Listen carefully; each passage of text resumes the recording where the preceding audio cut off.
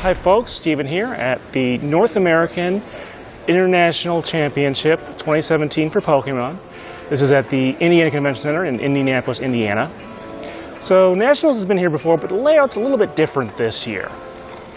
In any case, first off, we're on the second floor here, as you can see, and we have a couple vendors. We have Yeti Games and Collector's Cash. Any major event like this, you're going to see a couple vendors, and no exception here. So to get to the actual event, we're going to have to head downstairs. So let's do that right now. We're going to head inside. This is in Hall I.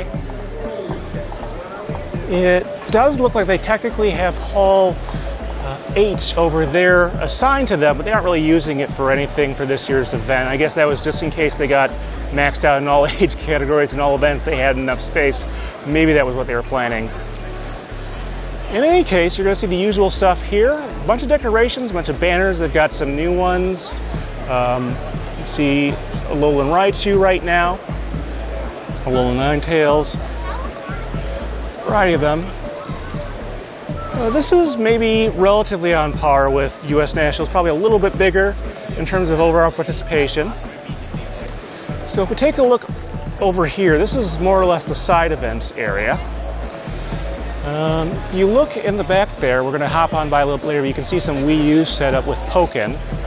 Otherwise, I got some stuff. This is still Friday, so there aren't going to be a lot of side events running because most people are still in the main event, at least until you get midway through the day when people start dropping.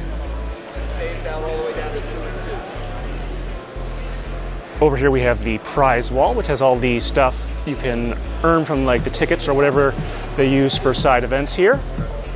A variety of TCG products, hats, all the way up to, I got some figurines. I see an N there. See, we have the information desk. Always important if you need to find something you might have lost or just need to know where stuff is. Always a good starting point. And over here we have the Creative Center. You know, there's a nice little inflatable Pikachu standee there. You know, they have coloring and various other activities for really young folks who may not be old enough to want to play the tournament. Over on the side here, going along the right-hand side, you can see there's a bunch of parents' tables.